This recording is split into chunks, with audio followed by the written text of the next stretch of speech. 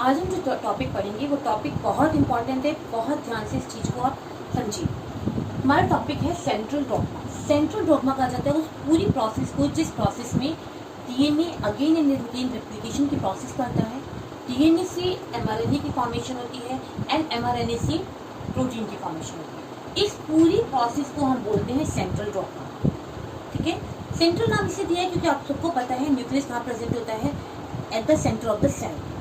ठीक है, डॉग्मा मतलब कि प्रोसेस को करता है, यहाँ से पहले ये बनाएगा देन इसकी फॉर्मेशन करेगा। डीएनए से एमआरएनए की फॉर्मेशन न्यूक्लियस के अंदर ही होती है। ठीक है, देन एमआरएनए से प्रोटीन की फॉर्मेशन, जब एमआरएनए बन जाता है, पूरी तरह से मैच्योर हो जाता है, देन वो साइटोप्लाज्म में जाता है और वहाँ पे फिर प्रोटीन की फॉर्मेशन को करता है। DNA again and again replication की प्रोसेस करता है, अपनी डुप्लीकेट कॉपी की फॉर्मेशन करता है। डीएनए से एमआरएनए मतलब मैसेंजर आरएनए की फॉर्मेशन होती है। इस प्रोसेस को कहा जाता है ट्रांसक्रिप्शन। ये एमआरएनए कन्वर्ट होता है फर्दर प्रोटीन में, इसके लिए टर्म यूज की जाती है ट्रांसलेशन। तो रेप्लिकेशन, ट्रांसक्रिप्शन एंड ट्रांसलेशन, ये तीनों प्रोसेस जो हो रही है उसके लिए हम टर्म यूज करते हैं सेंट्रल डॉग्मा। सेंट्रल डॉग्मा बहुत इंपॉर्टेंट पार्ट है हमारी बॉडी के अंदर। पहले आज हम पढ़ेंगे ट्रांसक्रिप्शन की प्रोसेस।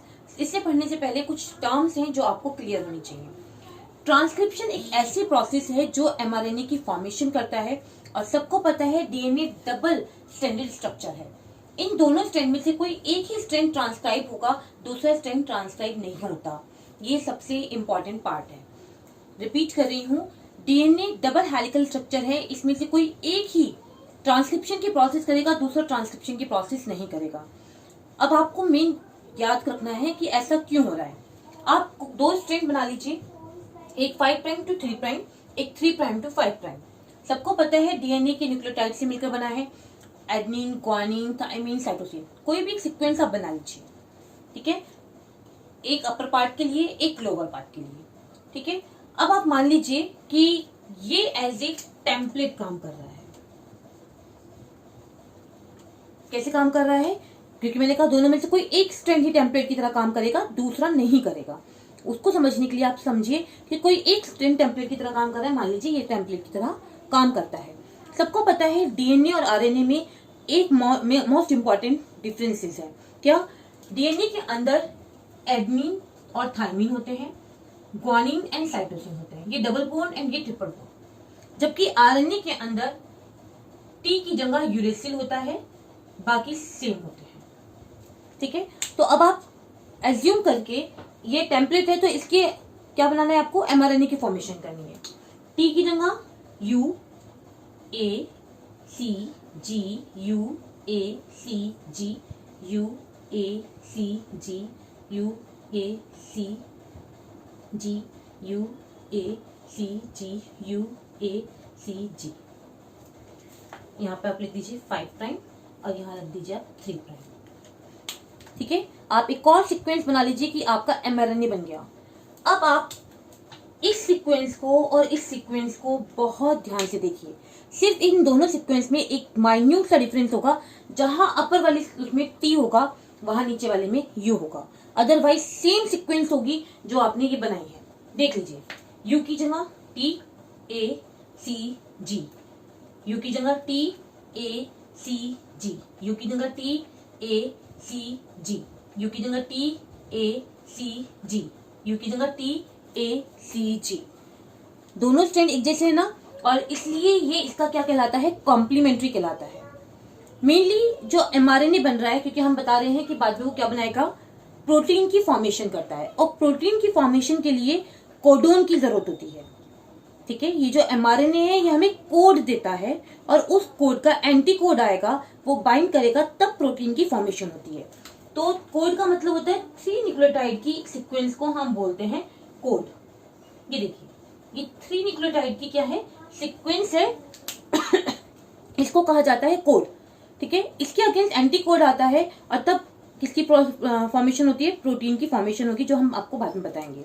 अभी सिर्फ आप ये समझिए कि दोनों में से कोई एक ही स्ट्रैंड क्यों कर रहा है। तो ये कोड, इसलिए इसको हम बोलते हैं कोडिंग स्ट्रैंड। क्या बोलते हैं इसको? कोडिंग। क्योंकि इसकी सीक्वेंसिंग और इसकी सीक्वेंसिंग क्या है? सेम है। है कि नहीं? अभी आपने देखा ना, सिर्फ यू की जगह क्या प्रेजेंट है, टी प्रेजेंट है, बाकी वही सीक्वेंस है जो सीक्वेंस आपने नीचे बनाई है। ठीक है, तो इसलिए इस स्ट्रैंड को भी हम क्या बोलते हैं, कोडिंग स्ट्रैंड कहा जाता है। इसको आप कह सकते हैं नॉन कोडिंग, क्योंकि दोनों अगर कोडिंग हो जाएंगे तो एंटी कोड कैसे आएगा, है ना? तो ये कोडिंग है, ये वाला कोडिंग है, तो ये कैसा होगा, नॉन कोडिंग। ये टेम्पलेट है तो उसको हम बोल सकते हैं नॉन टेम्पलेट। बोल सकते हैं कि नहीं बोल सकते हैं? ठीक है, तो एक स्ट्रिंग टेम्पलेट, दूसरा नॉन टेम्पलेट, एक स्ट्रिंग कोडिंग, दूसरा नॉन कोडिंग। क्योंकि जो नॉन कोडिंग स्ट्रिंग होगा वही तो कोड कर पाएगा दूसरी स्ट्रिंग को, तो उसने एमआरएनए की फॉर्मेशन करी। ये रीजन है पहला, कि जो आपका दो स्ट्रैंड है डीएनए के, उनमें से कोई एक ही स्ट्रैंड क्या कर सकता है, ट्रांसक्रिप्शन की प्रोसेस को कर सकता है। दूसरी चीज आप हमेशा याद रखिए कि जो एमआरएनए की फॉर्मेशन होती है वो 5 प्राइम टू 3 होती है। कैसी होती है? 5 प्राइम टू 3 प्राइम होती है। तो आप कभी भी इस चीज को भूलेंगे नहीं कि कौन सा वाला DNA strand as a template काम करेगा। तो आपको क्या ध्यान रखना है कि जो हमारे एमआरएनए की फॉर्मेशन हो रही है वो 5 प्राइम टू 3 प्राइम होगी। तो टेम्पलेट की तरह कौन काम करेगा? 3 प्राइम टू 5 प्राइम वाला ही स्ट्रैंड ऐसे टेम्पलेट काम करेगा, क्योंकि वो नॉन कोडिंग है और ये कोडिंग की फॉर्मेशन करेगा। ठीक है, इसके अगेंस्ट एंटी कोडोन आएंगे, देन प्रोटीन की फॉर्मेशन होगी। और ये चीज इक्वल है, इसलिए ये भी कोडिंग स्ट्रैंड की तरह दिखाई देता है। इसलिए ये वाला स्ट्रैंड जो है वो ट्रांसक्रिप्शन की प्रोसेस को नहीं करेगा। ये सबसे इंपॉर्टेंट पार्ट है। देखिए, only one strand of a DNA transcribe, कोई भी दोनों में से एक ट्रांसक्रिप्शन की प्रोसेस करेगा। कुछ देखिए, ये डबल हेलिकल स्ट्रक्चर बनाया मैंने यहाँ पर। इसमें क्या हुआ है कि अनबाइंडिंग हुई है, एक स्मॉल पार्ट पर अनबाइंडिंग हुई है। ये जो अनबाइंडिंग हुई है वो स्मॉल पार्ट पर क्यों हुई है? Because of enzyme. कौन सा एंजाइम? या तो आप उसको बोल सकते हैं आरएनए पॉलीमरेज, क्योंकि आरएनए की फॉर्मेशन कर रहा है, इसलिए कौन सा एंजाइम? RNA polymerase. या कुछ बुक्स में लिखा है डीएनए डिपेंडेंट आरएनए पॉलीमरेज। क्या नाम दिया गया है? DNA dependent RNA polymerase.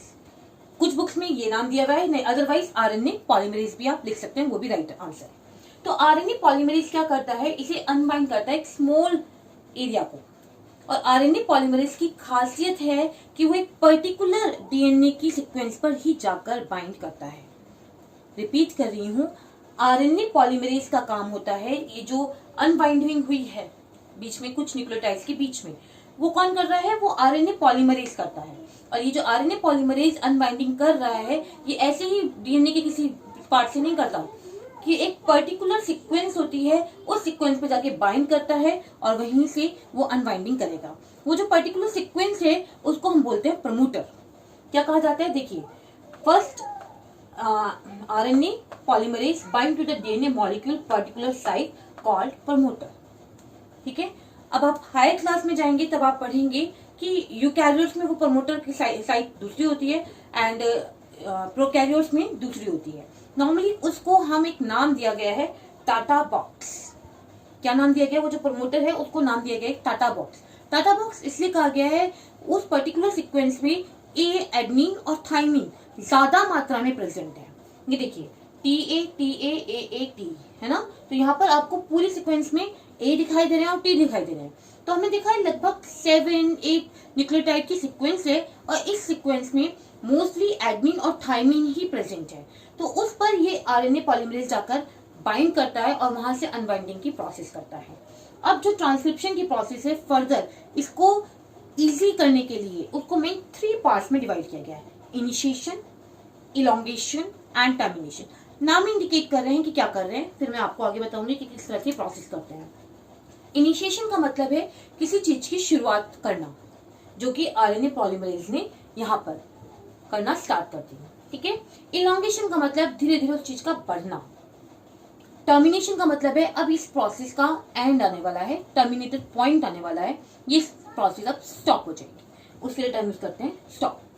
तो इनिशिएशन, इलोंगेशन एंड टर्मिनेशन। ये देखिए, जब हमने अनबाइंडिंग हुई तो ये आपका आरएनए पॉलीमरेज से धीरे धीरे एमआरएनए की फॉर्मेशन होने लगी, इसलिए इसको यहाँ नाम दिया गया है आरएनए डीएनए हाइब्रिड। हाइब्रिड इसलिए कहा, दोनों चीजें यहाँ पर प्रेजेंट है, इसलिए इसको आरएनए, ये रहा आरएनए ये रहा डीएनए, आरएनए डीएनए हाइब्रिड, ठीक है। इसलिए ये अनबाइंडिंग पॉइंट, ये रिवाइंडिंग, जैसे जैसे क्या हो रहा है, आरएनए बनता रहेगा, इधर से रिवाइंड होता रहेगा और इधर से अनबाइंड होता रहेगा। रिपीट कर रही हूँ, थ्रेड थोड़ा सा खुला, यहाँ पे देखो एमआरएनए बनने लग गया, तो ये धीरे धीरे बंद हो जाएगा, इधर धीरे धीरे ओपन होने का।